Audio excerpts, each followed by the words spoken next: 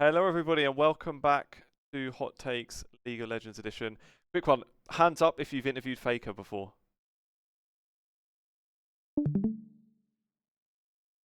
What do you mean, Lee? What? You interviewed Faker? Yeah? Have you not? When? Oh my god, No? have you not interviewed FAKER before? No, but when? Oh When my did you? days, that's so embarrassing. When did you? We should MSI last year. add another hand here for Nick. Yeah. Oh, wow. Well, Fucking hell, yeah, we should have had him on instead of you, for God's sake. What a joke. yeah, I guess Oh, so. bloody hell.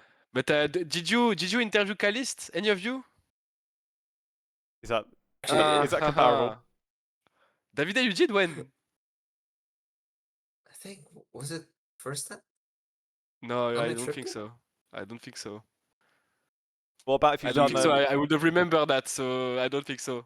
what if You you've lie. interviewed FAKER, the most famous League of Legends player, and Boaster, the most famous Valorant player? That's She true. did. That's true, Yeah, actually. both of us again.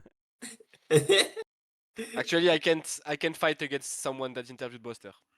I surrender. All right, fair enough. Let's start with that, shall we?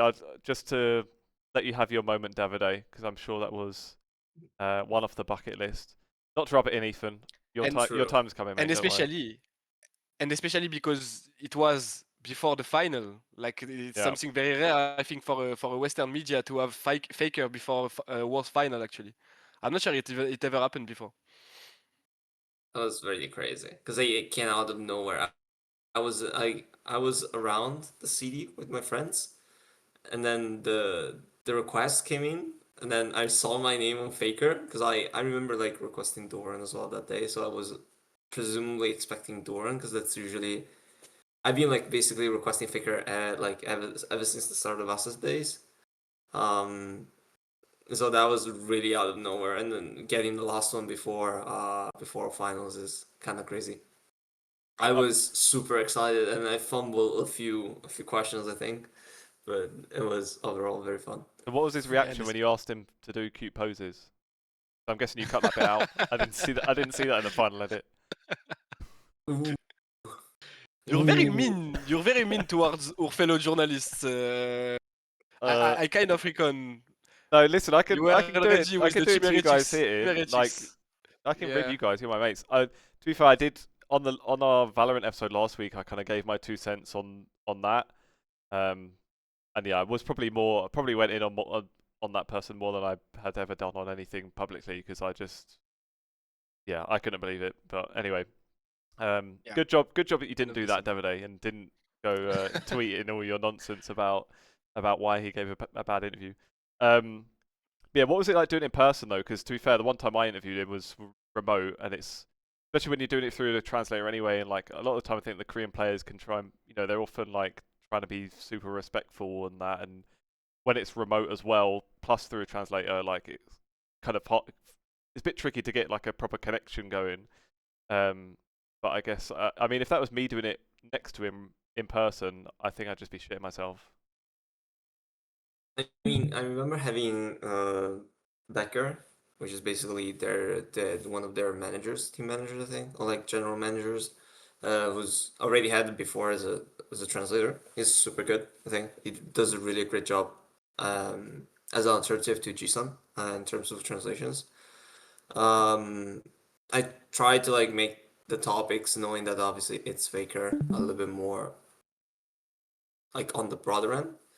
Um, it was great, I think. Like obviously Faker's super big example on I think how professional like this is as professional as a player can be in terms of like what he says, how he says it. It's very very you know how can I put it? Just sets a really good example for everyone on how they should speak and how they should act. I think. Yeah, some will It say was it's a bit too PR, but in the end, that's how a lot of Asian players are reacting to the interviews. I feel like. But like I feel like it doesn't seem like he's maybe like he's faking it either. No, no, Against I his think name. it's part But of I his know what you mean, yeah. personality. But Yeah. I get what you mean, like that, because that's what I was saying with especially with translated ones as well, it always feels like that. Like you're not really. Like, it does kind of feel like difficult to get stuff out of them a lot of the time.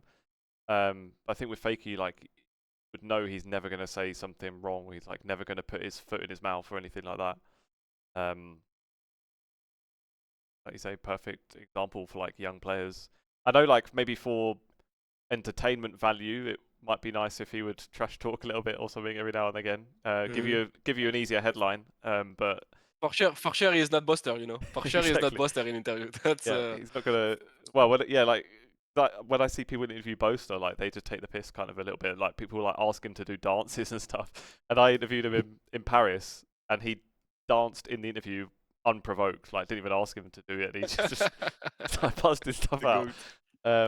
Yeah, different contrast. Maybe just while we're on T1, then let's just like crack on and talk about them get into the final again. At what point does it not be surprising that they they keep doing this? Because well, I guess to be fair, this Worlds like they were. I don't remember where did we have them in the power rankings? Second probably. So it's not like they've come completely out of nowhere, but still, it just seems like I had them inevitable now. fourth. I had them fourth. I have to admit. Who did you have ahead? I didn't believe. Apart from I Gen.G? wasn't a believer. Yeah. I had Gen.G, HLE, and BLG, I think, in front of them. So yeah, I wasn't a believer, but in the end, I think like it's sort of like I feel like I've said that over and over again. But every time we speak about T1, it's just that you just can't count them off when it comes to the most important tournament of the year, when it comes to the most important games of the year, because that's also the thing, right? Because in the end, the Swiss stage was not that easy. They ended up 3-2. I feel like the games even against IG were not that easy. Like I think if Deshai didn't run it down all the way, like I think maybe IG would have had a chance. I feel like the match against AL was very close. Like you see, every time they come very close, but when it counts the most, when they play the game that is the decisive one, you know that they will win it in the end. And that's the thing with them. It's just that I think we should like I really mean it. I think we should have a study about how T1 is handling performance throughout the year and maybe throughout Worlds, because it's something really not normal. I don't think I ever saw that in any sports. Maybe Real Madrid can be an example of that, in Champions football. League But runs. like, yeah, but that's very rare, in any sport. That's super rare. And the thing is that they do it 3 years in a row. And you don't when they enter the tournament, you don't 4 see them years. going all the way. Yeah, for the 4 years exactly. Yeah, but I'm kind of already thinking that they will win. That's why I said 3 times, because they didn't win the first time. But we'll discuss that later. But what I wanted to say is that I feel like every year they're not like when they enter the tournament they're not weighted as the favorites. Maybe the last time they were like weighted as favorites was the year where they lost against J-Rex in final. But outside of that, yeah, they had some bad not bad year, because they're always on the top, right? We can't like lie on that and say that they were bad. They were not bad. They were just like not at the best level, They like just seem Gen.G to, was. yeah, they'll just peak at this exact 2-week period. Exactly. all And the before time. that, they're just not that high. Before that, they're just not that high. They have a hard time to qualify. They need to go to play-in because they are fourth place. Last year was exactly the same. They went one game away against KT to not qualify to Worlds. Like it's every year the same. They're always on the edge, but when they're on the edge, that's where they are the best. Like I'm 100% sure that if the final go to 5 games, KT has no chance. Like the game 5 is already lost for them, because of that mental edge they have over every team. Maybe that factor that every player on their team can clutch. It's all of those little things that just make them simply better when the most important moment come. I think the fact they've done it, like doing it a couple of times, obviously is impressive anyway. But probably at this point, like getting to a 4th final in a row, apart from Doran, obviously, it probably even like makes it easier for them now. And it's like that gulf in like composure is probably getting like it's just getting worse, or well, like more grand, I suppose. Like once you're there 4th time in a row, it's like it's not. Obviously, I imagine getting to Worlds Final is still going to feel massive for the players, but they will feel like they know, like they've got a handle on it already. It's not going to feel like a brand new thing. It's not that unique for them. Whereas, like, especially a team like KT that had zero expectations to get there, it's going to be like the polar opposite completely. But if you're a KT fan, I guess it's a funny one because Always trying to fit KC in somewhere. Because all their roster news just dropped. We'll get to that later. But yeah, with KT, I mean, like the thing with them for years is like you don't want to get your hopes up, and then they get your hopes up, and then as soon as you allow yourself to dream, then it crumbles. And this would be the absolute biggest example of that if they don't win in the end. But to be fair, obviously they're not really the favourites going into the final now. But I don't know, for KT fans, is it time that they let themselves dream finally? I have a couple of takes here. So the first one is that I'm really scared that a 2022 DRX thing might happen again. It's like even back then, literally everyone was sleeping on DRX. I remember like even including like myself included, I was like, there's no way like DRX wins this in any shape or form. And then we go to Game 5. It was T1 Prime too. Like really, they were all playing at their prime. Like it was crazy. Yeah, and then we went to Game 5, and you said there's no way T1 loses this one, and then they actually lost it. So for me, it's like it's not that one-sided as some people might think. Even though I still think T1 has, like Ethan said, the mental edge. I feel like KT, for a couple of reasons that I think I've also talked to some people here, is like basically like literally there's so many similarities to 2022 DRX. That it kind of also feels like it's like a destiny, you know. So it's like you already kind of have a similar, like another similar scenarios to something that happened 3-4 years ago where that thing did not go well. From T1 side is like kind of a second test to see whether they actually grew from it. Obviously, aside from Doran, who still has to win his own title, but at the same time, it's like this KT roster has been very impressive to me. I've been saying how their playstyle and their meta literally fits the players' characteristics, like individual characteristics initially, and then also as a team. Like Perfect being super, let's say historically speaking, being a quite a strong weak sider like player. Cuz who loves playing skirmishing champions. BDD is someone who literally can play a little bit and everything, and then Docdom and Peter kind of like showing up in the bot lane.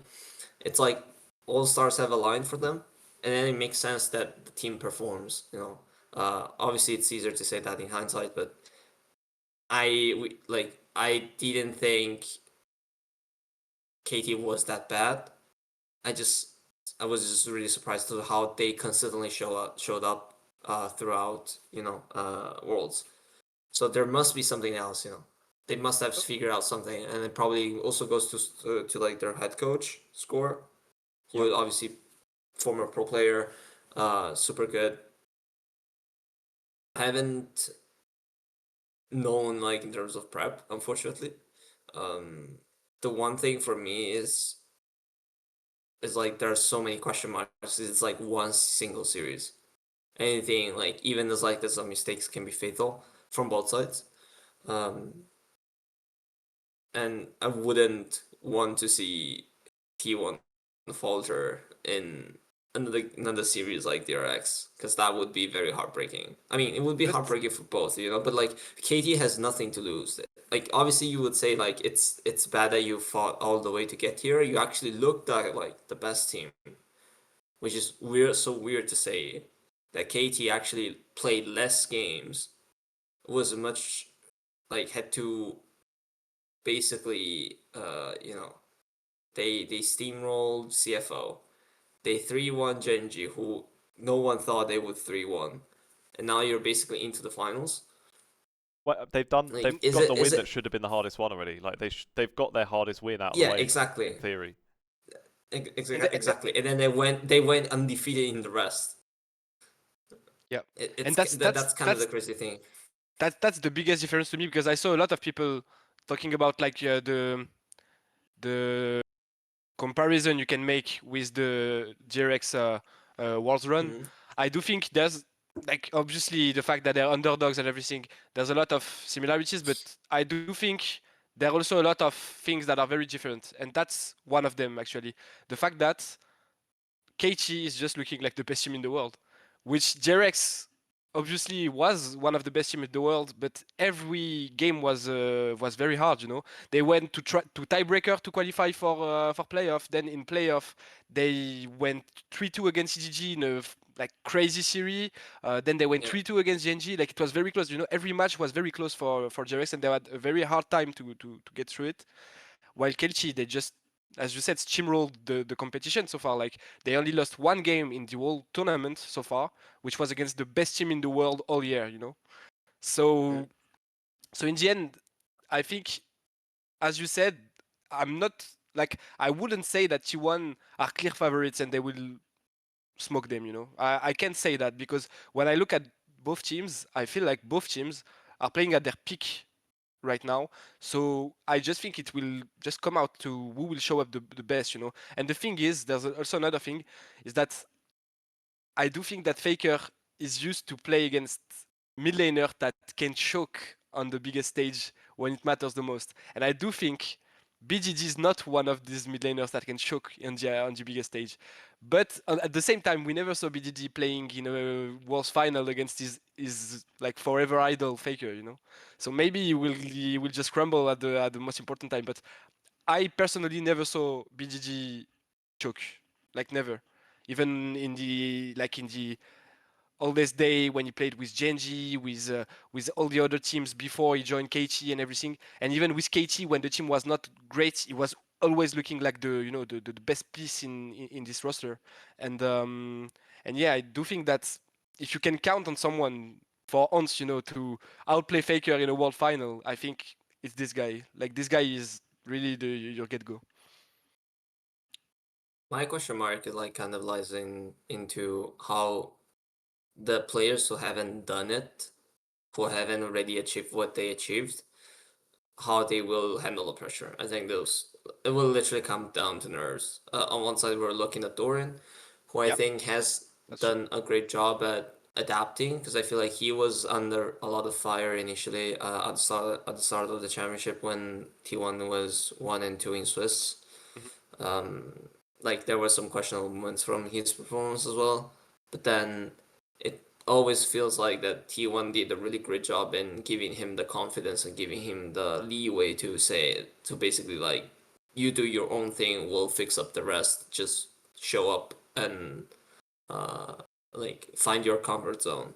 I think since then like T1 had the ramp up. I think obviously there's like other issues, health issues in between during Swiss stage that obviously impacted, and apparently like it wasn't even just T1, you know, there were like a couple of other players I know weren't probably at their best. So it's always like how can you predict who gets sick, for example, or like someone might get sick over the next few days and you don't know that. Like, I'm not wishing anything, but just that completely changes. And like in such high performance, high stakes, it's something that always is in the back of the mind, and I always kind of want to have hope that teams are aware of this. I think T1 already felt sick, no? In the group stage, like in the Swiss stage, I think Yeah, Connor yeah, was saying that's what that I'm he trying was. to say. Yeah. Yeah, so the whole thing, but like being sick means that something has happened before that causes it. It's a little bit, it could be negligence, but it's not only just negligence because it was like getting really cold in Beijing, but like you have to do everything that in order to prevent it, or like as recovering from it as quickly as possible. I think T1 does a really great job at this. Like, probably they have heard. You didn't sneeze when you were interviewing FAKER, did you? Either before or after? Who Oh knows? no. No, I'm joking. I actually, honestly, for me, I was scared I was going to get sick in Beijing there because like there were a couple of days that was super cold. Like we had it was like when I flew in there, it was fine most of the time, and then out of nowhere, it dropped by a couple of degrees Celsius. I'm not sure if you guys will go above Fahrenheit, but I go to None of degree. that nonsense. yeah.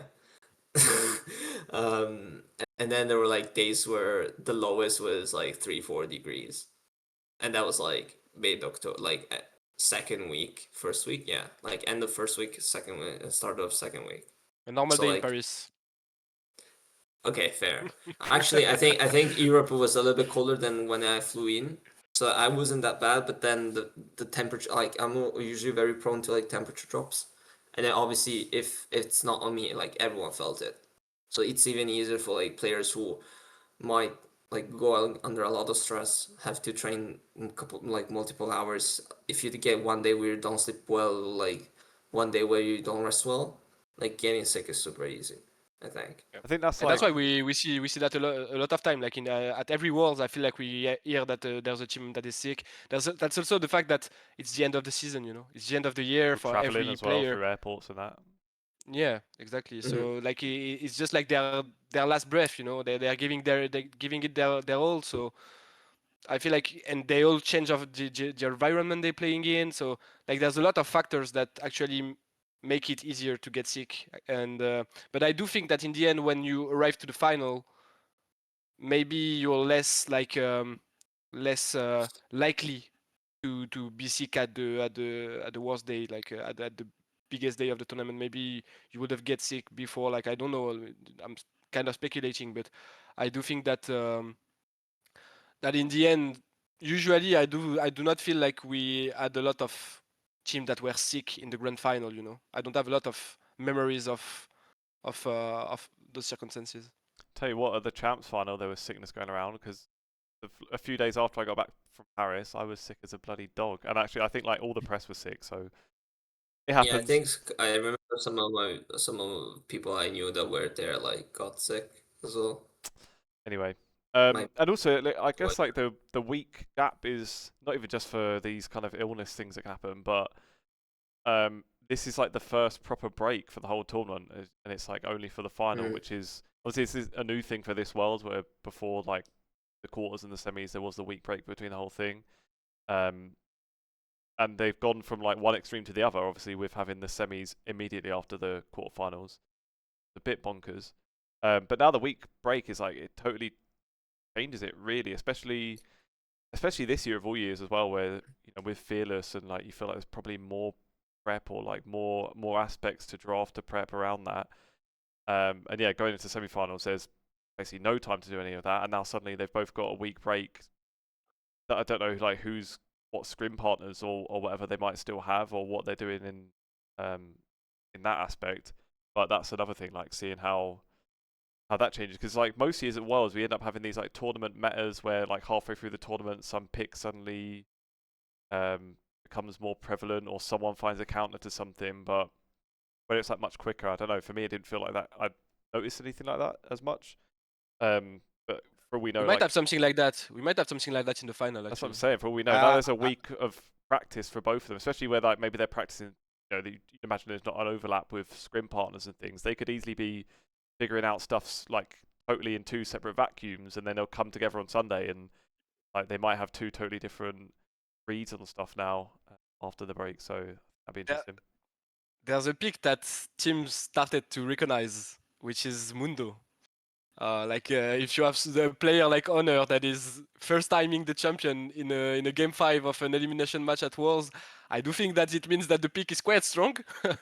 So yeah, I do think it will be interesting. I think there's others. I do think about maybe wait, which one was like very like at Janivia? Yeah, I was thinking of Janivia. Actually, all of those picks are picks that G2 privileged, right? Like G2 I mean, prioritized.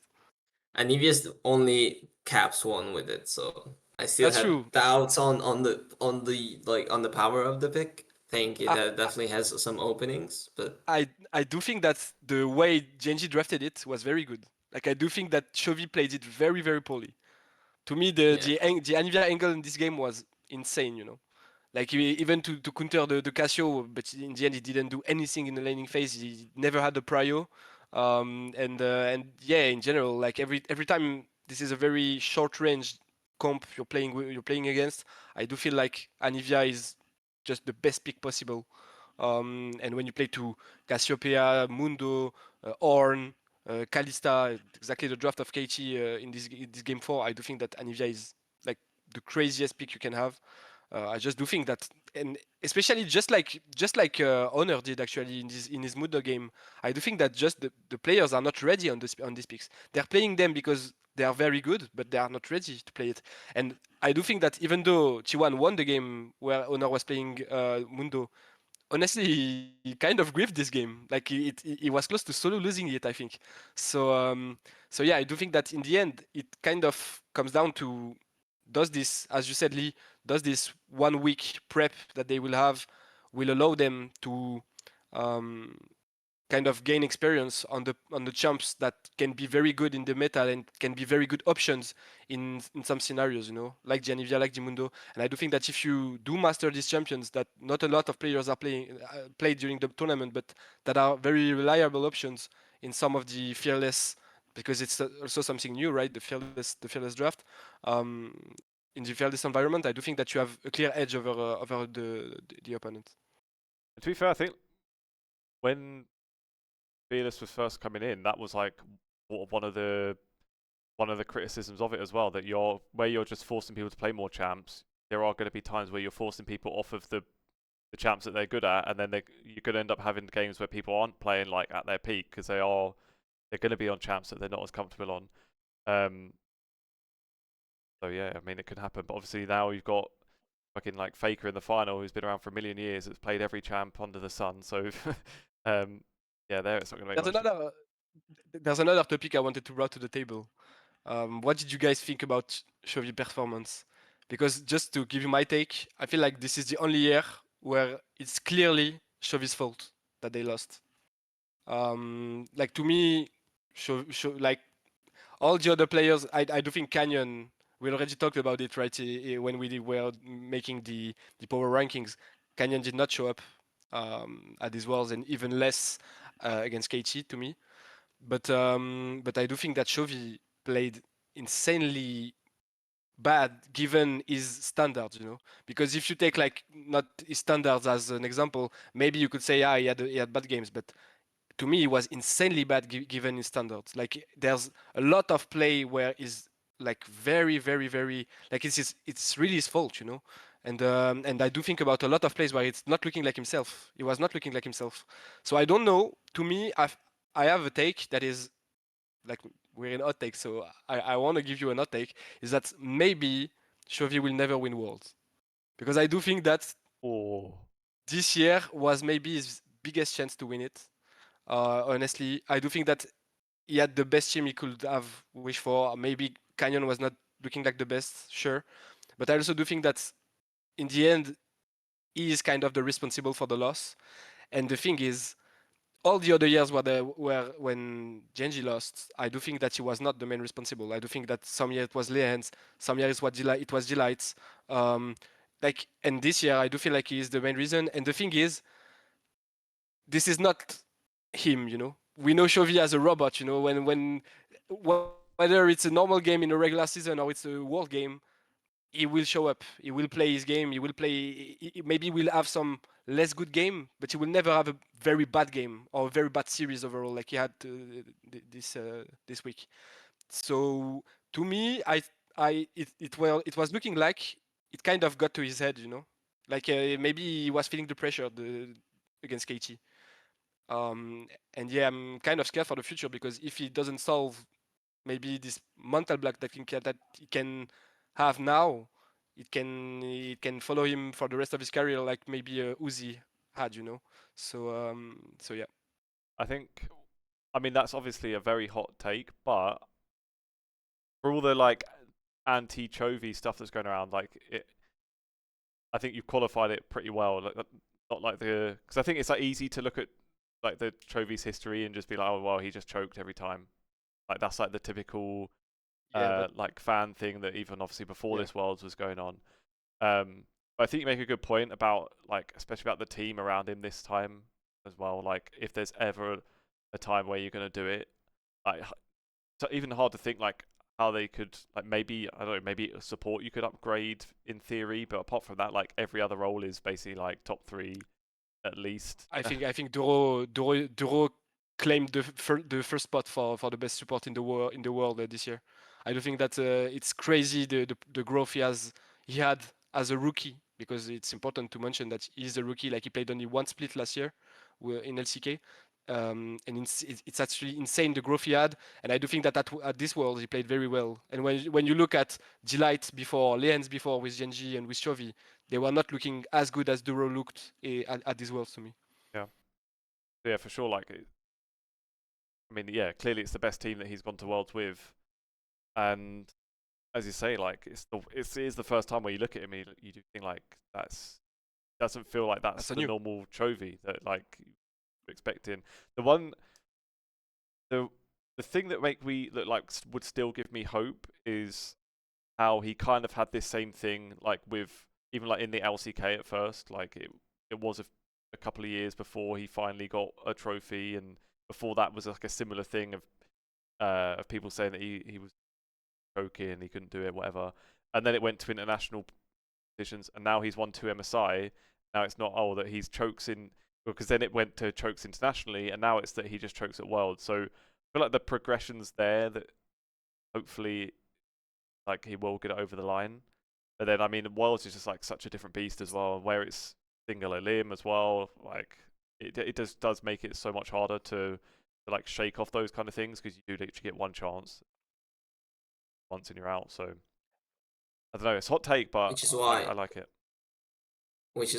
regarding that, like my semi-top take is that I don't want double elimination in Worlds. I kind of want to see the upsets and want to. You could say that from a spectacle, it's like not that fair, because obviously you would want to see teams like the best team win, but at the same time, You just want to see T1, Davide. Don't lie to nah. us. I feel like it's where the magic happens. Like honestly speaking, T1 AL could have gone either way. We would be having a completely different conversation if AL actually won that game, because they were ahead if you think about it.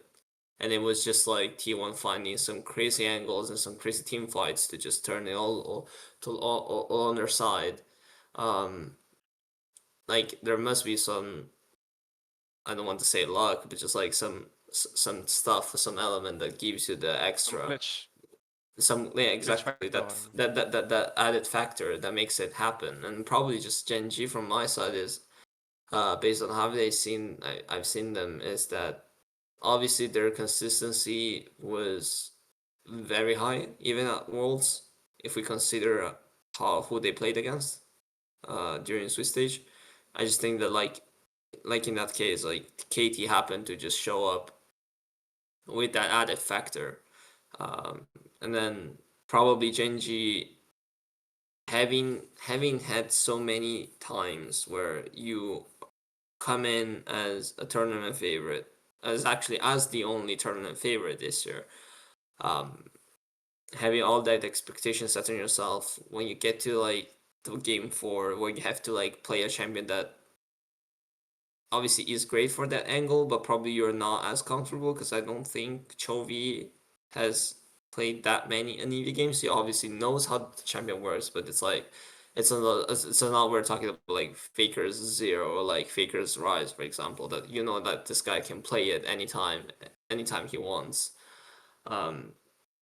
He can really mess you up. I'm not sure if Gen.G has a psychologist. Like I guess think they do. the mental, yeah, like the mental play, like it's so important. And I think it's just not just Gen.G, you know, like any team. Even the one thing I loved about interviewing at Worlds was talking to Melzet at the end of the Swiss stage, where like he he was basically trying to cheer up the players. Like I think I've also seen some like behind the scenes like vlogs. He was always trying to like lift up the player. Like he would tell them like, okay, there's something that might not be up to the level, like up to our expectation, but I know you can get there. Like you should get there. I know you do. And he'll always like try to give some encouraging words. And then one thing that stood out for me as well was also Homie. Homie at the end of the series against T1 had the same similar conversation, and I really appreciated how he was always trying to keep a positive attitude in praising his players for what they've learned from this year, because we're always like so focused on the results that then that you really kind of forget that it's actually like those lessons that makes you stronger if you can actually get over it. Like we wouldn't have in T1 probably wouldn't have won 2 back to back if they didn't come out of the DRX nightmare back in 2022. Or even And even the actually, years before, like we the last time we saw T1 in a grand final before that was 2017, right? We had to like wait 5 years. the thing interesting when you talk about a psychologist and everything is that in 2017, when Faker lost the final, he had 4 years where he didn't made anything at Worlds, right? And I think he already said, and there was a lot of documentaries that and footages of him being with a psychologist because he needed that. And I think he spoke about it a lot. He was very vocal about that. That he went to see a psychologist after 2017, after the failure in 2018, I think so, and that it helped him a lot. And actually, in the end, he completely destroyed that mental block that maybe he might have had after 2017. Because in the end now, look at where is he? Where he is. He's just like he just coming out of his third he would just play his fourth final in a row. So I do think that's in the end, as you said, like the mental is one of the most important aspect for a pro player, and especially at this level, when you play a single elimination bracket that you don't have a safety net, you have to have your mind and your thoughts very clear. I think the one thing that's been very clear is that players' individual skills are not like mattering less, but just like it's not as an influential factor in team successes as it might have been like a couple of years ago, and like in the first era of the league. So it always comes down to like how the players show up on the given day, and I feel like teams who are able to um, be probably a little bit more lightheaded. I'm not sure if that's the right term. They they always get a little bit stronger when the things really matter. And I think Look Gen.G at T1. probably and I think probably like Gen.G had a little bit of too much pressure coming from everything that they they were so focusing on feeling like they had to win that as soon as something goes not like within their expectations, or like kind of you see the thing crumbling apart, it will do more damage than if you just take everything away and try to just play at your best. I have a crazy stat. Chauvin never made it to final, guys. No. Kind of crazy Yeah. when you talk about Like like the most dominant player in the like past 2 or 3 years, like maybe even I think you can even go to 4 years maybe. It's kind of crazy to think that he never made it to the world final.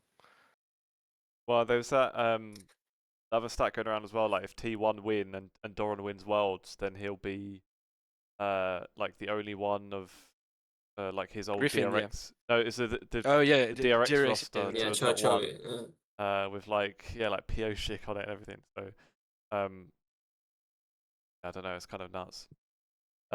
It's so bad when you think about that Griffin roster though, to bring it up as well, because that was going around too about how, I mean, just like the stacked talent they got and how like every one of them is still like an elite player. It's Still one of my favorite rosters of all time, except course. Sword. I'm sorry. That whole the whole thing was so insanely for me. It's like so insane for me. I've actually been having this conversation because like with a couple of friends in media. Like I've been saying like Griffin is probably, if you look at it, had they stayed together, they could have probably been the new how do you say, the new team that could have dominated the scene, you know? Because like you look at now all the players that came from that roster. How can you say they're not one of the best in the yeah. world? Which if that But roster then was if that roster on paper was at Worlds today, like they'd be a contender. yeah, Course. but the whole thing is like literally that they're also the perfect example that shows how mental can really mess you up in such a high moment. Like when they got to Worlds and the whole like thing was going on, then Griffin just crumbled apart because they couldn't like focus on the game. Their mental space was completely taken by stuff outside of the game, and when you need to deliver, you you need to be kind of in the zone, obviously, and you can never reach that if you have stuff behind you that you like stuff around you or within you that bothers you. You know, Yeah. like it And they were also also happens in traditional they were sports also as well. lacking Like I have experience. had, yeah, it's like it's so even like because I watch a lot of motorcycle racing. Like some of the like race like greatest riders, like strong riders in the past few seasons, have to had like look up for psychologists because like they know they have the talent, but they never knew how to draw it out when they needed to. Like they would fumble apart out of nowhere in specific parts of the season that then would compromise the entire year.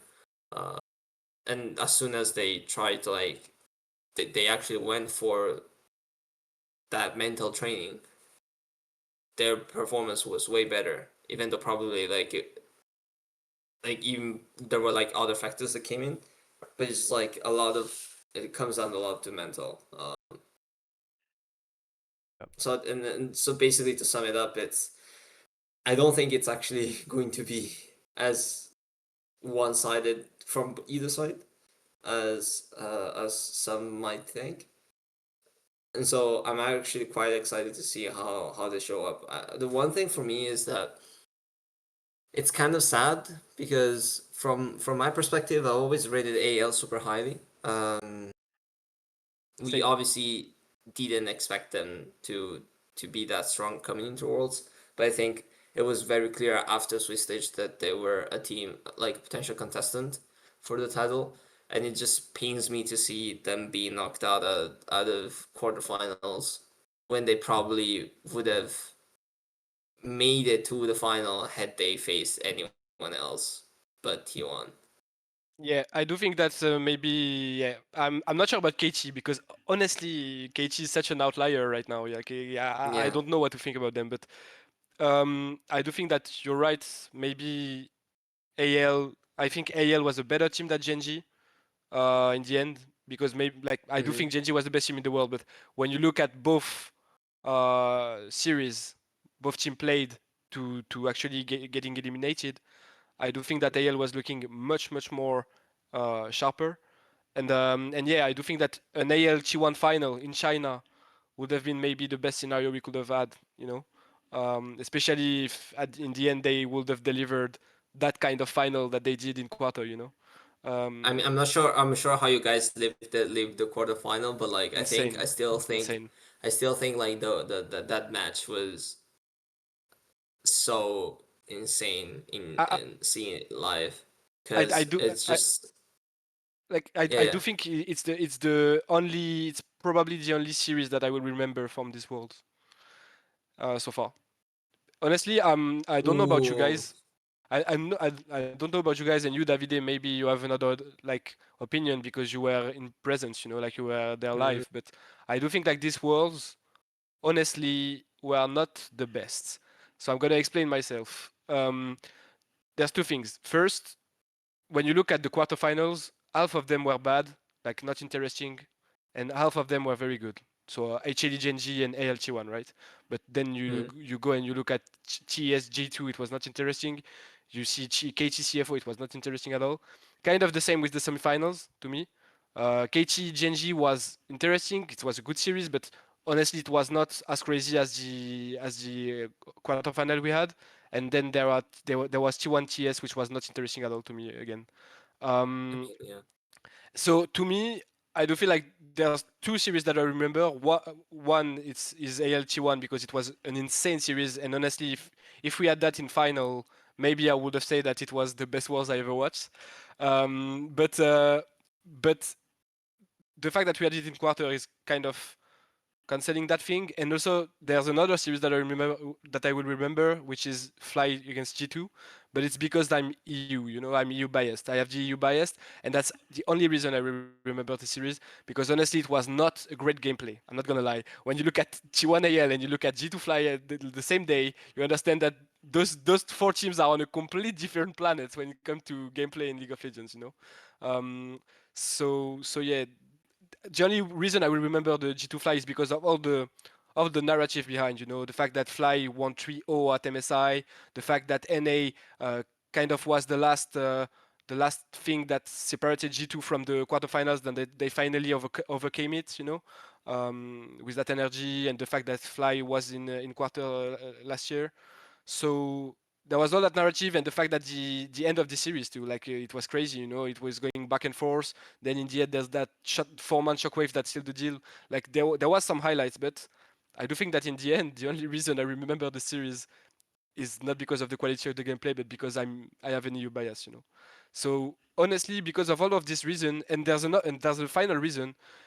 This is that we didn't have a break between the quarter and the semifinals, and I do think that it kind of fucked it up, guys. Not gonna lie, because honestly, like most of the time, you have that tension that is growing. You know, the fact that you know that both teams will play against each other. There's also that trailer always, that insane hype trailer that the production is delivering. That is always like a crazy asset to me. Like honestly, I think it's like you can't let it out and say okay, it's okay if we don't have a crazy trailer like we did last year. It's fine. People will not remember it anyway. Like honestly, I think I will remember all my life that trailer for Gen.G against T1. Like this was a banger, you know. And it kind of the same for that trailer for JGG against T1 the year before, you know. And the fact that we couldn't have that in semi-final is very very disappointing to me, especially because I know that in China you can do crazy stuff. I expect that you can do crazy stuff. Um, and I yeah, feel like so there's that, and there's also the fact that the tension didn't like rise as much as you would have had if you had a one week break, you know. I think like I said earlier, like the T1, there are two series from my side that were super memorable. Obviously T1AL was the first one, and then the other one was actually HLE Gen.G. Just because of that game too. Literally alone. Like the quality itself Viper, man. of that gameplay was probably the highest I've ever seen. And I like in all this worlds, even higher than what some other stuff we've seen in other series. Obviously, like the rest of that 4 game series wasn't as good because it was I think the quite first game one was kind of sided. good too. I think the first game was kind of good too, if I Yeah, remember but like correctly. then I remember like actually game 3 like they literally stomped Gen.G, and then Yeah. game 4 was like a stomp from Gen.G side. Um, the whole thing about the break for me, uh, honestly, I didn't feel it as much. So I'm not sure whether like the online was offline viewing experience matters a lot, because I feel like the hype from watching it offline is the hype that you get at the venue. So obviously you lose some thriller, some hype to like build up. But if the trade off is to get that same level of excitement, like a couple of more days, uh, it's a trade off that I'm willing to get. So I'm not sure about like that thing personally.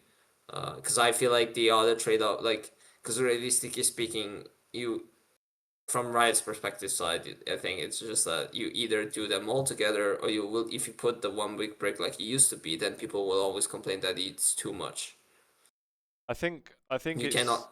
right. I think it should be shorter. Like I think a week between stages is I think it is too long. I think to have it like 0 days is just too extreme. But then I get why they've done it, because if they're going to shorten it, they probably, like, it's in the same venue, wasn't it? Well, so like Yeah. money. So I it's mean, it like just saves everything them is so that much more money money to not wise, have more days. it's like it's also finding just like the time, because otherwise, like T1AL was on Friday and people watch that because it's Friday. But like all the other matches were during the weekdays, and obviously you will have fans tuning in, but like most people work, and you kind of want the big matches to be on the weekend. Yeah. So But the thing is, I had you put T1AL on Wednesday, you would have gotten a banger series anyway, but probably the viewership wouldn't have been as yeah. high. Both in China and globally And then speaking. you want to have the semis in the weekend, which makes sense too, Of But course, you're going to have the semis on the weekend, yeah, because it's kind of crazy that you don't put semis on the weekend. yeah, I do agree. But the thing is, I had the impression like it went so fast that I kind of had the impression that I saw 6 quarterfinals. I don't have the impression that Yeah, I yeah, that I yeah, I get that what you it mean. I we get what you changed mean. stage. That's the It biggest didn't. Yeah, it issue I didn't feel see. like the stakes changed Yeah, from exactly, Friday to Saturday. exactly. And also, I think that's why T1AL was great to watch, but at the same time, a little bit like not that positive, because you would want that match to be on the semis or like on in the final. Uh, so then, like, you say like, oh, the T1AL was an insane quarterfinal match, but then you watch the semis, you're like, okay, but like quarterfinals was so much better. You But know? but and there's another and thing. the whole thing, like, and then someone would come up to me and say like, oh, but like double elimination could potentially fix this, because it means that like a team like AL, for example, probably would have fought like through the lower bracket into like this one. But then again, the other counterpart would be, then would I really be excited about a 3-2 series where someone got like didn't actually get knocked out? Mm. Like, would I feel that much hype about that Yeah, that's series true. had I known that like AL would have probably had the second chance? So you know what I mean? Like, why Yeah, I yeah, yeah. think why I think single elimination is still better, because it makes it so, the stakes and the whole adrenaline of having to deal with such an insane game 5 gives it all in that game 5, because you know that players won't have another chance, And and I completely agree with that. you want that to be the one of the main things that happen. Like, even now, like, we would probably like I still think like most people would say T1 is favorite, but like if KT wins it, would we actually be happy had one of them like fought, like get a second life?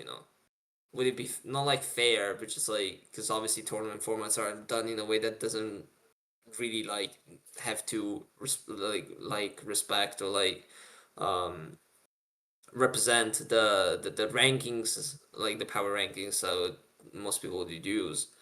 But that it's what makes the final so incredible. Like, Yeah. even we always talk about football here sometimes. Like, what if like Champions League has had like double elimination? How many crazy Champions League finals would lose value, or like would lose the entertainment value that come from it? Yeah.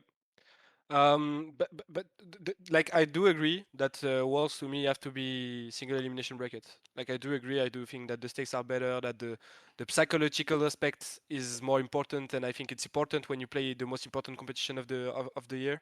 And there's another point about like to like yeah argue about the fact that you need to have a break between quarters and semi. Like we all saw that the quality of the quarterfinals was much better than the quality of the semifinals in general. I do think actually that's how I felt it. And the fact that ALT1 was the last day of the quarterfinal that means that both teams had more than 1 week of break before they play their games, you know. And it's also mean that they had more than 1 week to prepare for that match, and that's also why they gave, I think, such a good showing. While the next day they have to play another match, and the team that they have to prepare against, they have only one day or 24 hours or something to prepare for that. And I do think that competitively, like when you take the competitive aspect of the thing, it's not good. Like you can't have a great match or great preparation from both sides. You'll most likely have one team that will out prepare the other, or just like have answers to the thing that the other won't have answers to, and then you just have most likely a stomp. Or maybe you will have like one or two, the first two games that will be kind of tight, but in a fearless environment, to me, it's the best preparation is the most important. And the fact that AL and T1 were that much prepared, I think, played a huge role in the fact that this series was insane, you know. So yeah, I do think that even when you take in consideration competitivity of the team, like the competitiveness of the team, and the fact that we want to see the best matches when we go and see a semi-final of Worlds, you have to take more time to let the teams prepare. Agreed. Is there any final thoughts on Worlds before we move on, or any other teams you guys wanted to chat about? Well, the preparation aspect I'm talking about actually kind of refer to G2, because to me G2 against US was a complete prep diff, and I'm very like it's heartbreaking to me to say that, because I do feel like Dylan and the G2 staff is doing an insane job in general, and even at international, I do think like that I always have that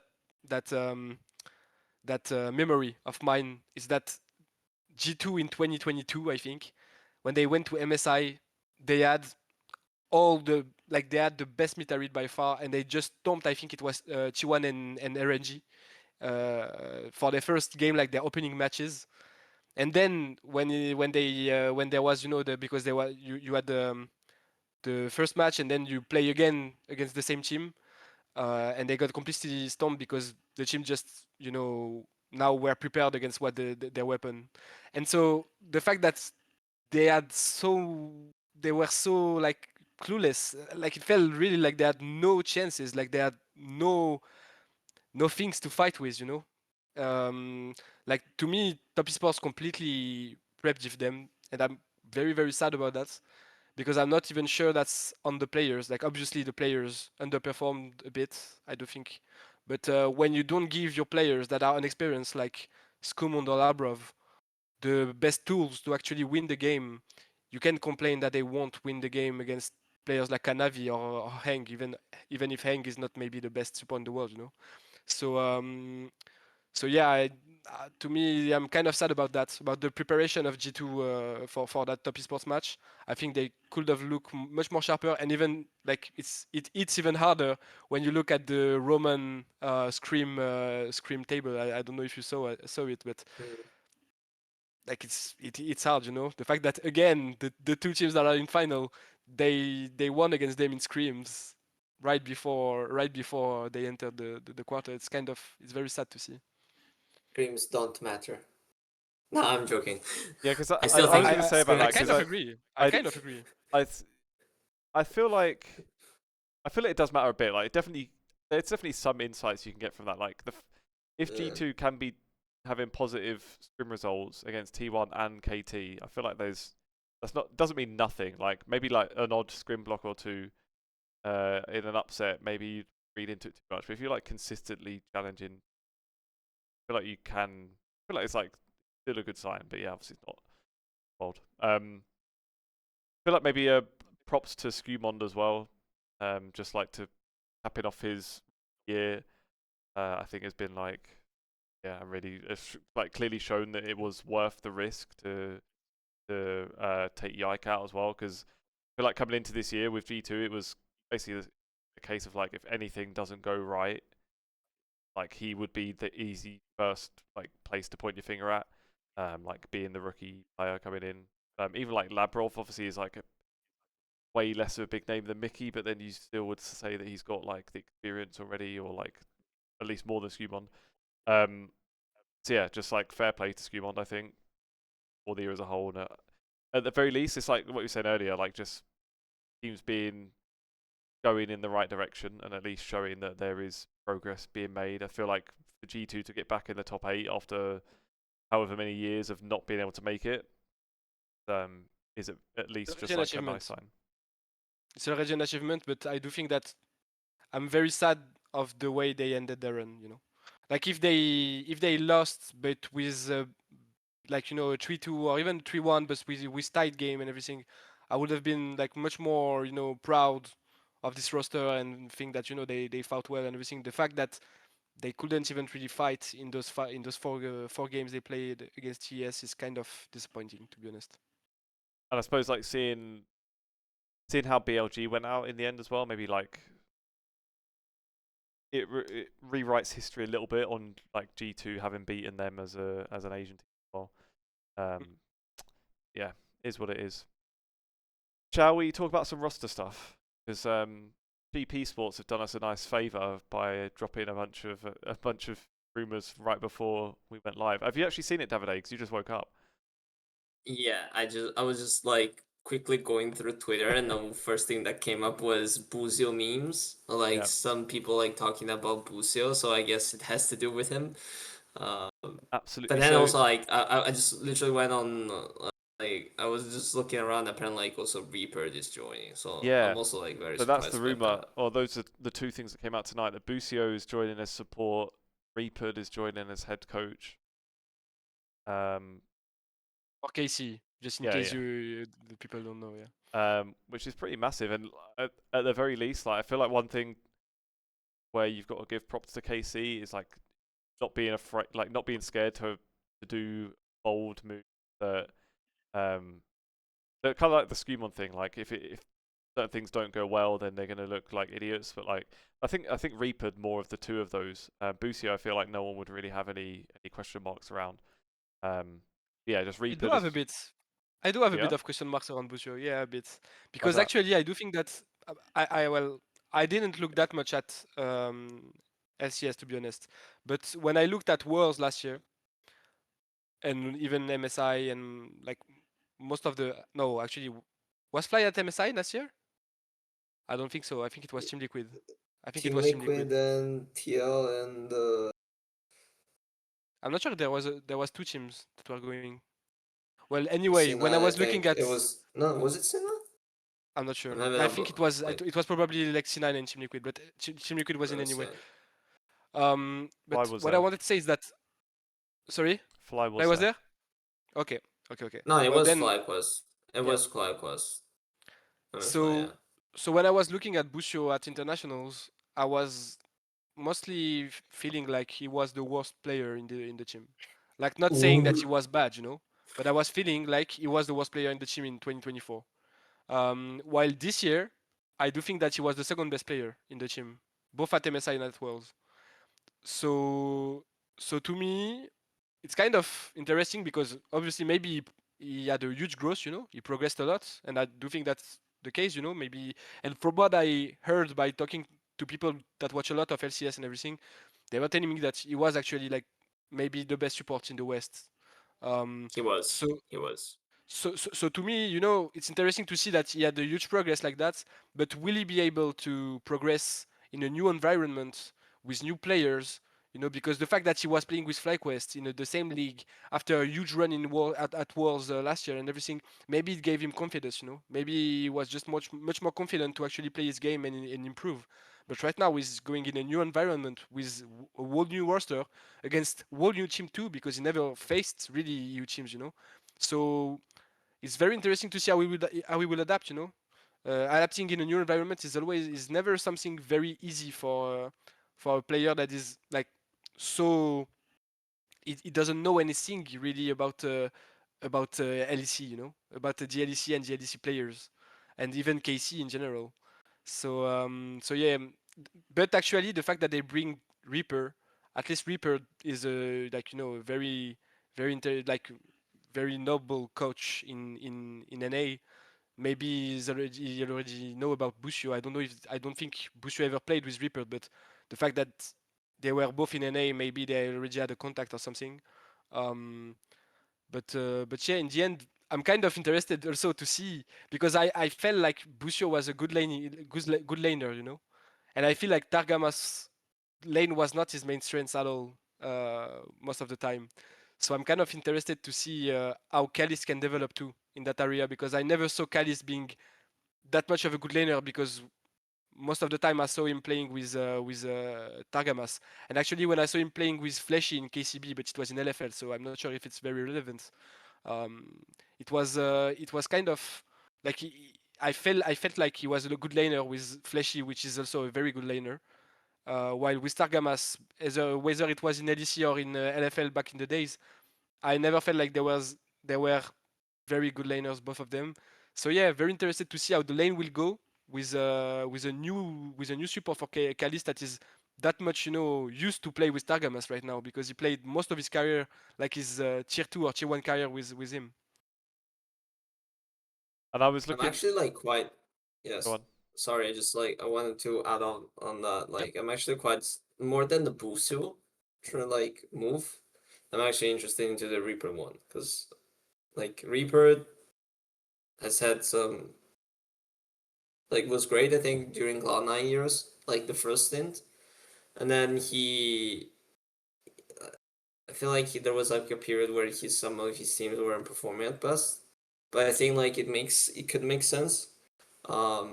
It could make sense because of Kana's presence, of course, being both Korean and then also having someone who has already a lot of experience playing across, like coaching across different regions. It must also might be a good like challenge for Reapered as well, because this will be the first time he leads an EU team. So I'm actually quite excited to see how that goes. Around Busio, for me, I think there must be some level of sign from Jojo, like from how Jojo has done basically kind of like the cab like how I don't know how you say like the demo like the experiment thingy of moving from NA to EU. Um, so I think like probably Busio after what happened, like after playing 2 years on FlyQuest, like the last 2 years in terms of results, probably thinks that there's more potential. I think as well of I all guess teams, to go to FlyQuest, an like like you imagine they probably like culturally would have operated like a European team anyway. The European coaches, Bayern's there, Bwipo's there, like these loud voices. I doubt it would like, and I've not exactly been a fly on the wall in any teams, but I imagine just mm-hmm. how communication is and how feedback goes, which is like often the thing that's compared between NA and EU. I imagine it would have ran like an EU team anyway. So I feel like in that aspect, it's probably not even going to be a massive culture shock. Maybe just more so like living in Berlin, which people don't don't very don't very much like. I feel like personality wise, I feel like he's probably set up for it already. The thing is with Reaper is also that he's actually Korean, and he already played with like he played with a lot of Korean solo laners. Actually, this year he even played with two Korean solo laners, and we know that Casey will like Kana already resigned, but Casey is most likely looking for a Korean mid laner too. So I do think that it's a huge asset to have a Korean coach to kind of take on the responsibility to form, because maybe it will be there's a huge chance that there will be the mid laner will be a young player, and you know, to form that young player and to make sure that that he has the growth that he should have, and also the fact that you have two Koreans and you have a Korean coach that can speak both English and Korean is a huge asset to me. And the thing is with Reaper 2 is that he has a lot of knowledge and a lot of experience on the scene. And I think that's something that Casey was probably missing this year and maybe even last year, because I do think that maybe like they had Yamato at the start, but he left very early. So yeah, I do think the past 2 years Casey have lacked a lot of experience and of, you know, yeah, just solidity, like of the management. And Yeah. I do think this guy is your get go when you need that. And you think like seemed to be personality kind of out of the game stuff that fucked KC in the end last year. And if you remember the like famous Reapered benchings on Cloud9 back in the day, like there's precedent there that he's like not afraid to like do big changes or like big punishments when it feels like it's needed. So that's probably like the ideal thing they need to make sure they don't get like a repeat of what happened before. But it's funny because when I was reading the Sheep article earlier, when it kind of at the end of it, it lays out what the current roster looks like, and the only thing missing is a mid lane. And just my first thought was to think like, oh, like who could end up there? And just because he's on the market, like the first one that popped in my head was Vladdy, and I was thinking, fucking hell, if Vladdy was on this team, it would look pretty bloody good, you know. But Of course, clearly he will that's not look gonna like happen. very good. But, Actually, it's very sad. It's very sad that Casey couldn't keep such a talent, But no, I think they are looking at Korean mid laners. I do think that like to me, the best option that is available will probably be Zini, which has been the KT roster academy mid laner for a few years now. The thing is with this guy, he's been kind of jailed by KT because they didn't want to take him to another LCK team and have a huge rival and to not have his talent both in their academy and possibly in their main team if they need to. But the thing is now, one, BGG is in at World's Final. Two, BGG has been contracted until 2027 and is probably the best mid laner in the world anyway. So why would you replace him? So I do think that now the time has come for Zini to take take his own path. I think we started seeing the trend of EU EU teams trying to like import Koreans from tier 2, right? We started like Rooster last year. There was also There was who was it Loki, again? there was Saint in NA. Ah, you mean Yeah. European? Yeah, Europe. EU. It was Rooster. I think it Lu- was the one. Loopy Rooster. maybe. I'm not sure if he played Yeah, in LCK. But yeah, yeah, but yeah, like, there was a lot. just like trying to find oh, like obviously Poby. Hmm. Yeah, we sure. we forgot about him. There's like the talent is there. I think the question will be always on how you can try to make that mix work well. And probably like having someone like Reapered who has worked along different regions with so many different personalities might be the best shot, because I feel like it kind of looked like that KC struggled based on what happened with how to deal with personalities, like how to make sure that the whole um, atmosphere of the team works together. And that's also kind of like what um, can make or break a team, which is why I actually kind of liked MCoy this year, in terms of how they were handling their players, because I feel like most of the Spanish players usually tend to have strong voices, and when you have four of them in the team with someone like Elioya, who has obviously been the face and the brand, like basically the ambassador for Mad Lions, MCoy, whatever. Um, but then also having like new talent that obviously has the potential. It's really hard to um, make them all fit together. yeah, I think I want to really praise Miles that after talking to him Worlds, because it felt like he was being aware of this. He was all constantly being aware of this. He was trying to find the best way to make sure that the players were showing up in their best form. And obviously the results didn't go as as as probably some would have hoped, but it was a lot more convincing. Like I was scared initially, like Mad Lions was going to be the team that boomed, like boomed with the O3, because whenever you get like a first game like that against KT, who are now in the finals, you literally could have beaten them and we were probably having like a completely different talk at this Imagine world. only MKOI and Gen.G have Yeah, won a game against KT. then you're on the merge of being knocked out, and then you claw your way back to a 2-2 out of nowhere, and then you kind of show up against T1. Obviously, there was still a gap, but you literally play this like MKOI played against two worlds finalists this Yeah. year.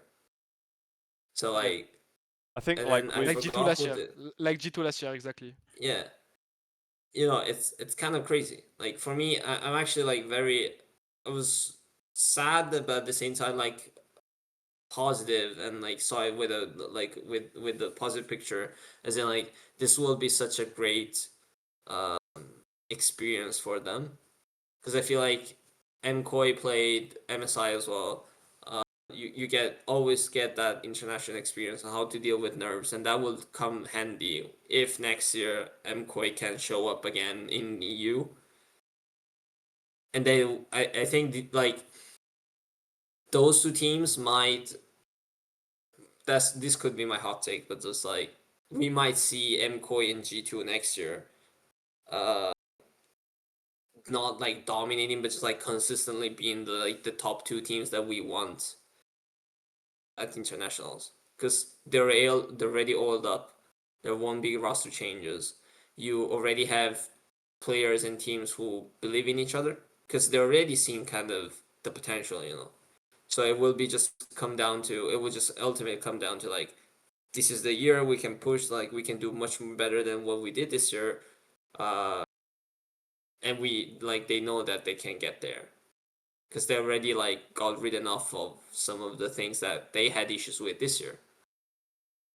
I think with Koi as well, like when you see interviews, pretty much any player, like especially the Spanish ones that came up last year as rookies, like they always, you watch them in interviews and it does like it's always looked like they had the right mentality as well. Like would not, I know like maybe like Super is a bit cocky or whatever, but it's still, they would always seem to be like very keen on like giving their all, proving everything. And then with Melzet, like when those behind the scene things that you mentioned earlier, you watch like literally 5 seconds of it, see him talk for 5 seconds, and straight away it clicks like, oh yeah, this guy like leadership wise, mentality wise is like absolutely on it.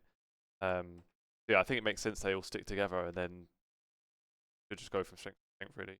Yeah, the only and there was also something is that Melzet was like, we had an interview with Melzet during the summer split, and I was actually asking him like, aren't you afraid that the players kind of, you know, let themselves go a bit, you know, Yeah, don't train as hard as they did before because of the fact that they just come out of a huge like 2 months of play with MSI, WC, and the playoff of spring. And he was telling me that he was scared of that, but at the same time, this split will be even harder to win than the last one, and that he wants his players to really understand that. And I do feel like we saw that a lot in the actually the documentaries from MKOI, but he's very like, his fears happen to be true, you know, and he's very like aware of that. He was aware already, and he's kind of like, he knows that what were the problems, and I do think that even the players know what were the problem, that maybe they didn't take the last part of the year as seriously as they should have, you know, and as seriously maybe as they did in spring and in playoff in general. And I do think that it might have been a problem, an issue they had both in the summer playoff and both at and also at Worlds.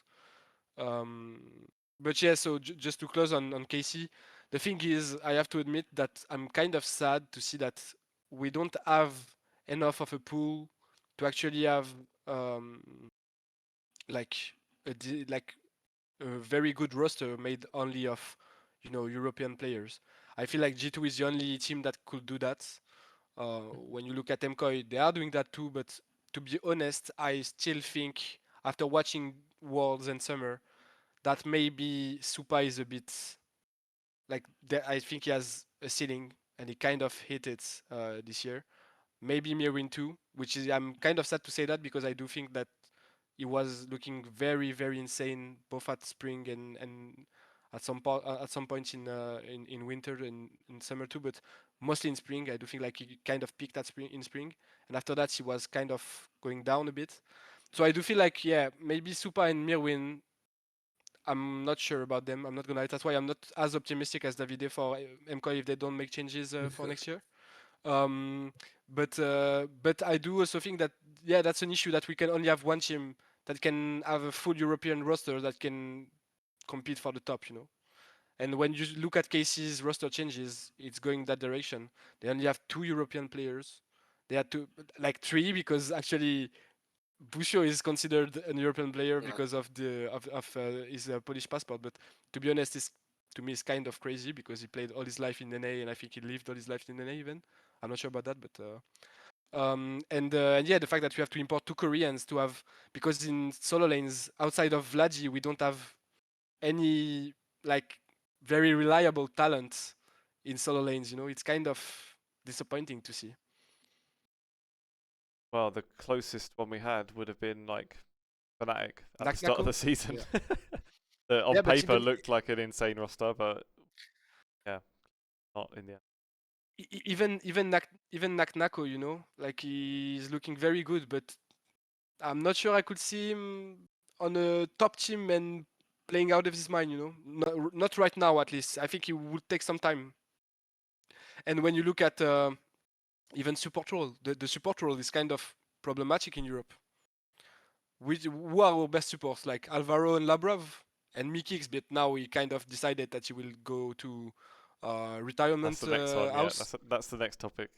So, but so when you look at the support pool in Europe, you have to go take a Busio because we don't have anything, to be honest. It was either, I think the ship article says it, but it was either Busio or Targamas would have stayed. Or Trimby, they said in it as well. They were thinking No, that no, was like no, one of the options. not Casey, not Casey. Oh, really? Oh, yeah, yeah, you're right. Trimby and Paris, yeah, yeah. Trimby and Paris were considered, but in the end, the 2 options they had was both Busio and Targa. If Busio didn't come, they would have stuck with Targa, which is to me normal. I'm not sure there would have been like Paris or Trimby both would have been a risk, you know. It would have been a bet. It wouldn't have been a clear upgrade to Targamas from the get-go to me. So the only one that would have been is actually Busio that is available on the market. So to me, it's kind of sad to see that Europe, you know, the support pool is very short. The mid lane pool is very short. The top lane pool is very short. Honestly, the only 2 rows where we are kind of gifted, and even on those, I think it's kind of it's they're here and there, but the jungle and bot lane is kind of like jungle and AGC is kind of the best rows we have in Europe. Well, what about the Mickey X roster then now? Now that Mickey X is taking on a dual role as support and as GM at SK Gaming with yeah, apparently Wonder, Skeens and Leader and an unknown ADC at the moment. But who had that on the bingo card? Wonder and Leader solo lane duo in the LEC this next year. Thoughts? Like honestly, I wasn't like I'm like excited. I'm obviously trying to like be positive, you know. Maybe I'm overly positive and stuff, but for me it's like I'm interested to see whether like leader who has always been a very specific type of player. It's like he like leader reminds me kind of like mid lane bows, you know, in that sense. Like he has a very like his own way of playing the game, or like he always gave me that impression, and you're trying basically to shape a way around him. So it will be interesting to see how the team kind of decides, or like whether like leader actually has found new dimensions, or whether like SK will be focusing on making sure that their players can play their counter out best. Uh, Good to see some veterans back, I guess. Like even I don't see I don't think Wonder is was like bad, you know. He had like a rough end with Heretics. But it's not like he's terrible. I think he's still I almost have LEC like zero worthy. worries about Wonder. I feel like Yeah. I'm just like, just then the question mark for me is like, who do you want on AD? Because I feel like that will really decide like the team's floor. Because like Miki is still Miki, regardless of how the Fnatic showed up this year. He's still probably one of the best. He was literally the best support, I think, for certain periods of the season. I wouldn't say he was the best throughout the whole year because I think there were instances where Alvaro was better, and probably some matches where Labral was also also was pretty strong. Uh, but like consistency wise, I think he was up there. And even at Worlds, I still remember that that no like obviously he didn't play well at Worlds. There were some really questionable plays. Like I still remember that mid lane rel tower dive into like no man's land. That will be one of the non like when we talk about like bad moments at Worlds. That's probably one of the best that comes up to my mind. But you know that the guy has it. Yeah, I'm just wondering if he still wants it. That's more than what if he has it. I wonder if like if he's mentally has it or if he wants it as much as he wanted it before. And when I look at this roster, I don't feel like this is the case. Honestly, Well, I don't honestly, know like because and they said he wanted leader in Fnatic. Apparently, he was like angling to try and get him in. So I don't know. Like, I feel like he probably like genuinely believes in in this set of players. yeah, Yeah. but I do also think when I look at the recent results of leader, he played in NLC, which is like one of the like no, maybe not this year, but has been known as one of the sorry for that the worst ERLs on the scene. Um, and he was fifth in both splits he played. He was placed sixth with his team, which is not encouraging. I'm not gonna lie. When you play in a team, and actually it was I think a good team, like with a lot of veterans. Wasn't it like the team of Yankos and Perks actually? I think it was this one. And the fact that he ended up being like six in NLC, like one of the worst serial again. I'm saying it again because I really need that to ring a bell. Like, how do you want this guy to perform in NLC? And I saw that he actually put on the tryhard in solo queue. Like I saw that. Yeah, I think he now is like rank 7. But when you look at his history, I think you will understand the problem. He will his leader is only playing melee. And when you look at the meta right now, you play fearless drafts. How do you value the fact that you're only playing melee when every mid laner in the league will find answers to the fact that you're playing melee and will try to counter your playstyle. You need to learn the mages, you need to learn the meta stuff, and I'm not sure that he's really willing to put on the effort to do that. I hope he will because I do think that if he doesn't, it will be a quick split for SK. Um, and also like only issue I have with Mikix again, I'm saying it. I think he doesn't want anymore to win. Honestly, like or at least he doesn't want anymore. It's not his priority. I do think like when you build that roster with SK, like if you don't hold shares in the company, I don't see why you will make that roster and why you will even join SK at the first place. Not gonna lie, because to me like you're still an elite player. You still have like you're maybe one like the best support in the league. Why won't you try something with, for example, KC?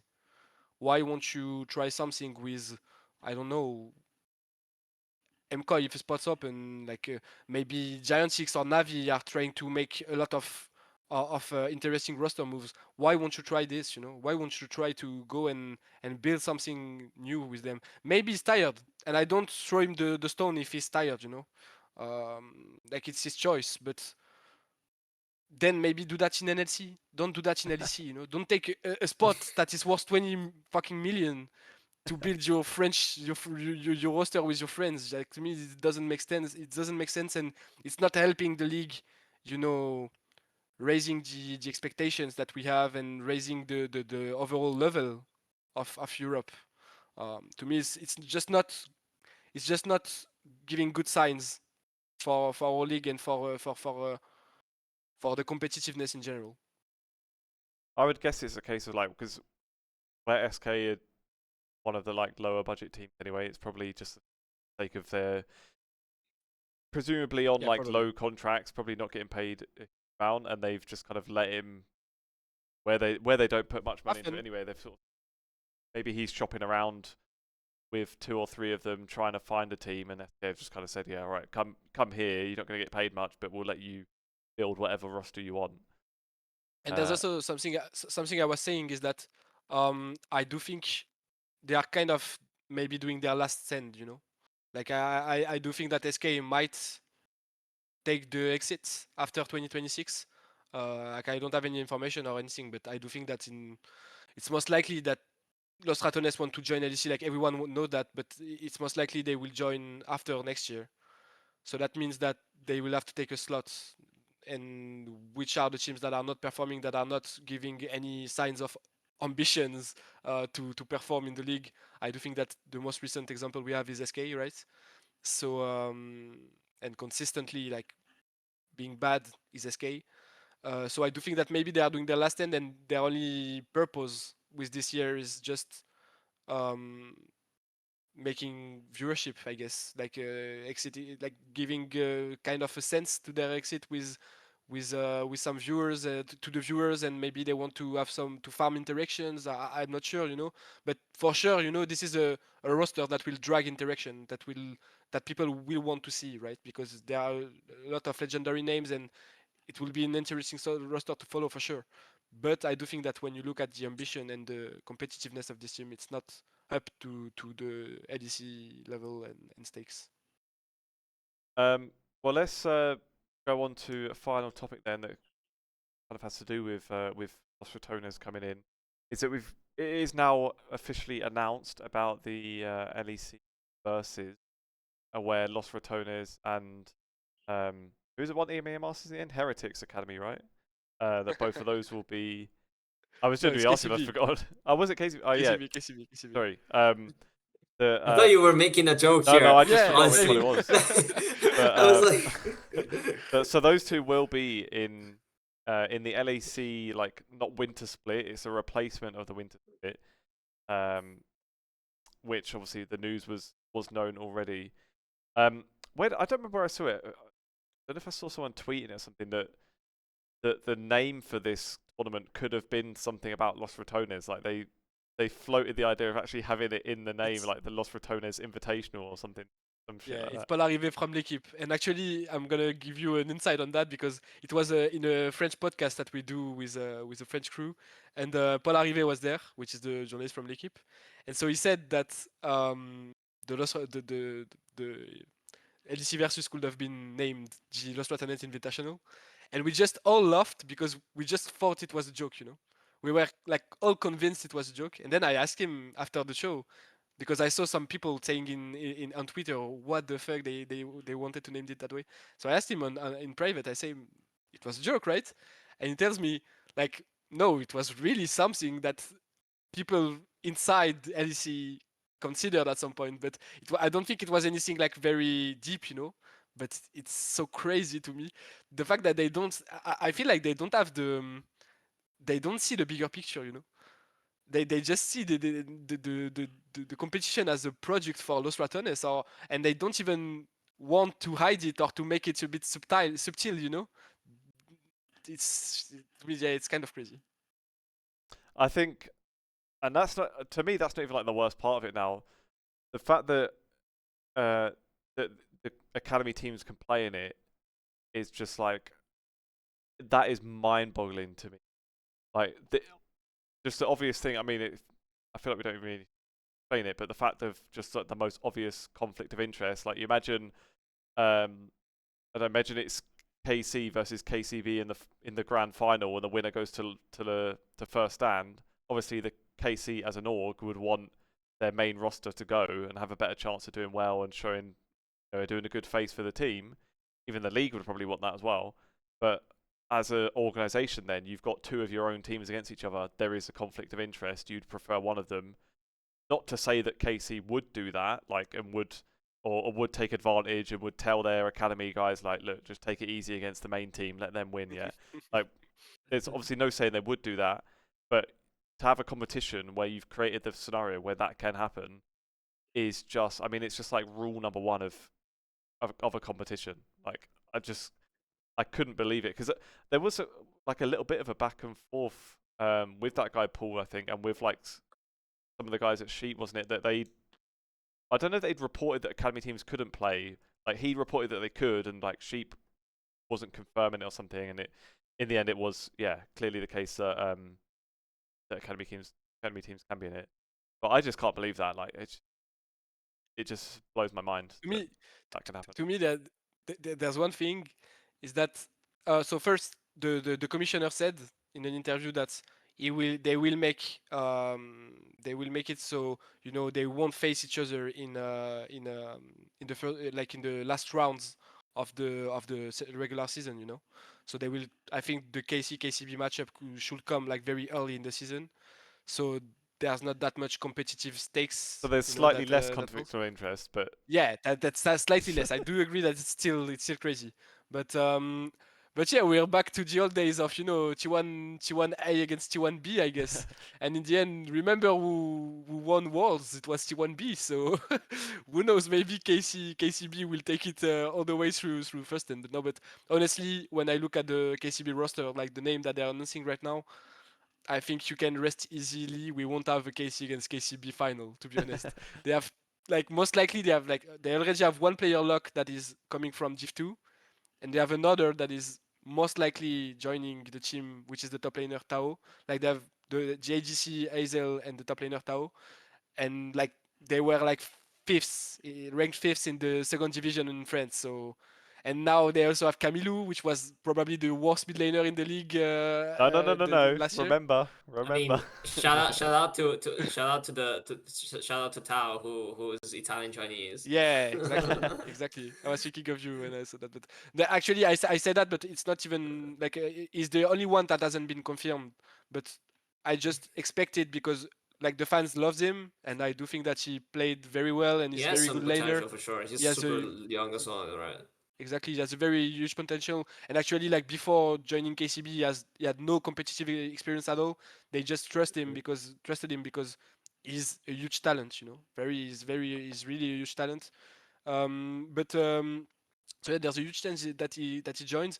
And yeah, the thing is, there's a huge question mark on Yukino. Like whether he stays in the team or whether he won't. We actually had an interview with him on Hotspot where he actually said that he would be happy to stay in the team. And it was feeling like he was very, very, like, honest, like that he really wanted to stay, that he really loves the fan, he really loves the energy, he really loves how he got treated, because he was very, like, he was on his own word, he was in hell in an academy.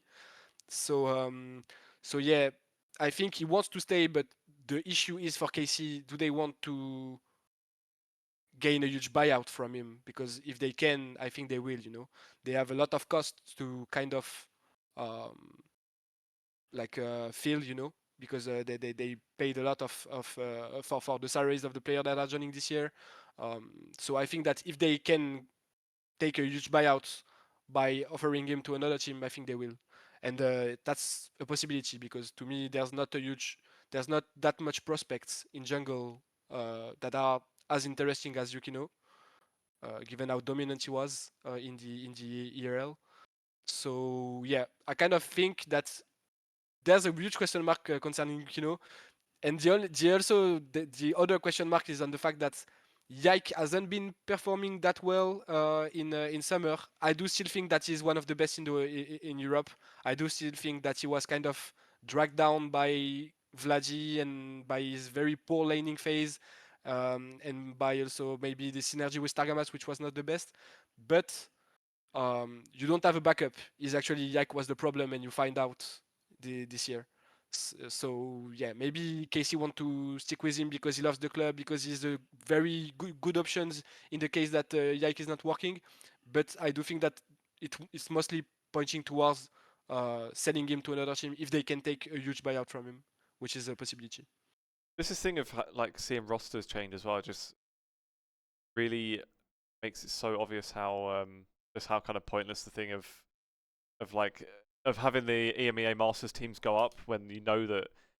I mean, it's just common sense. When a team does well in the EMEA Masters, the point of that is to showcase the tier 2 talent so they can get spots on LEC teams. Obviously, if they play well enough, that's going to happen, and then they're going to have a new roster anyway for LEC versus, and it's just a point of seeing. Like, it just makes it so much more transparent how much of an idea it was purely to get Los Ratones to play.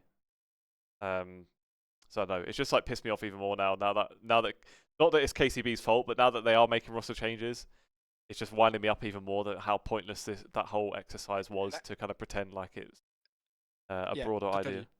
Totally agree. But actually, the thing is also is that I think Los Ratones won't make roster changes. From what they said, at least in winter, I do think Baus said that he will stay in winter at least, and then he will look at what he will do in the future. But yeah, I'm actually hyped to see Los Ratones in LEC. Like if we get rid of all those bad stuff, I'm kind of hyped to have an academy team playing against the main team, even though it's for competitiveness and for integrity, it's not the best. I'm kind of hyped to see that. I'm very hyped to see Los Ratones in LEC and see how they will go against the bottom of the table, because I don't think they will do anything further.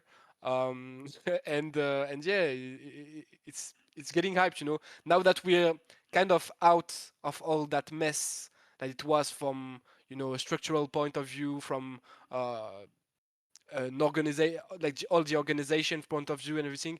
Now that we are leaning towards the start of the competition, I'm kind of, even though it's in more than 1 month right now, it's in 2 months I think. I'm kind of hyped. Especially, Don't know about you guys. I think Nemesis, especially seeing him back in the LEC, because I mean, it's been so many years already, and throughout that whole time, like there was still always a question mark about him, like what, like he had offers, and the question mark was always there, like how good is he still? People thinking he would be still at the top of the LEC, maybe better than before because he'd done his time in Korea and all that. So I think that's really interesting as well. See how he'll do. Yeah. Any final things you guys wanted to mention? Any final topics before we wrap up? No, I do think also what's interesting with Los Ratones is that we won't have them in like we won't see their streams. Let's see how it goes, you know, if they in their bubble. Now they will really be in their bubble. Can they step it up? Will it actually blows up because they don't have They to don't keep have the to be form nice to each anymore? other on camera, yeah. Yeah. So yeah, very interesting to see how they will go at this stage. And yeah, if you have to give a prediction on the final, maybe what would it be? For Worlds, yeah. For Worlds, yeah, sure. Oh. I'll say Mine. I've started. I've been asking players like results, like predictions. Okay. Now I'm going to like copy them by getting like two predictions, one for each team win. So it will be either a 3-2 T1 for me or 3-1 KT. No, but you have to choose one, man. No. You have to, like, you can. I'm going to be the politically correct guy who covers both bases. Okay, well, I think Otherwise, I feel like I already predicted 3-1 KT on another show, so I will stick to that. I do think that I agree with you. I do think that if KT wins, it won't be in 5 games. So if you have to predict a KT win, you have to say 3-1. I'm gonna go 3-1 T1. I reckon it's gonna be 2-0. So KT are gonna be shaky because it's their first final, so they're gonna be a bit shit. Games 1 and 2, they'll come in, they'll find their way a little bit, nick one match, and then T1 will close the door on them. That's mine, 3-1. Who would you prefer to win? KT 100%. KT 100%. Like, honestly, I would be kind of mad if T1 win again. Not because of, like, I'm not gonna lie, I'm tired of this narrative. I want player to build new legacies, man. Like it can't just be always T1. Like, next year, how are we gonna come do? on, bro. Can't you let Doran build his own legacy, please? Come Nah, on. but bro, I'm sorry. I'm sorry. All due respect, Doran. But I don't give a fuck. I don't give a fuck about Doran's legacy or narrative, man. I'm not gonna lie. The only narrative I live and die for is BGG finally claiming a throne, man. And It would be listen, crazy, if we're just like Def we're did. worried about Chovy not ever, because like the elephant in the room is always how long is Faker gonna go, and if we're worried Yeah. that Chovy might not ever take the place, BDD doesn't have to do military service. Maybe it's just his time. This is just he's a This late is bloomer, but he's just gonna take over now. And honestly, I don't think he will have another shot in his career. Like maybe if a big team picks him up, but I'm not sure it will ever happen because the mid lane role is just too stacked. So honestly, I live and die for this narrative. But like if T1 wins, honestly, I think it might be to me, and I'm only speaking about myself, but to me one of the worst world I ever saw. Not gonna lie, just because of the fact that we had another narrative like again, and the fact that the same one, and also the fact that the game were not interesting, the fact that because I think also that T1 can win 3-0, not gonna lie. I think that it can be a 3-0 3-0 T1 depending on the mental states KT will be in when they would enter the rift, because as you said very rightly, Lee, there's a team that they can give you a lot of hope and you can think of them very highly, and then in the like in a small blink, they just look like the worst team in the world. So it can be a very one-sided final, to be honest. And I don't want that to happen, and I hope it won't happen. But if it does, honestly, this is one of the worst world I ever saw. What I would say to the KT fans, if the people that have got their hopes up before and they've been stung and they're worried about getting the hopes up again, dream. Let yourself dream. Otherwise, what's the competition for if you don't let yourself dream about winning? For sure. That's what Ange Postecoglou said last year before we won the Europa League. So I'm passing that message by on. the way, And I feel like I stick with you. I stick with you guys. I do dream with you, because if we don't dream of that, we will have the worst world final and the worst world overall since a lot of years. I feel like it's so funny how like every time, every year, it feels like Riot nails the slogans. You Yeah, know, on your legacy. Yeah, that's true. And make them believe so this year. Yeah, so that's true. so it's like I don't know. I want to be politically correct, because I think as long as we get a good final, I'm down to either team to win. Like I I wouldn't have mind either. reasons. I'd prefer KT. I have reasons to support each team. In that sense, because like I think Doran deserves one for like kind of how he was literally one. He had the door open and the lady told him like you can go, and then he out of nowhere got into T1 and then had the pressure to deal with T1 like by being like a T1 player the whole year.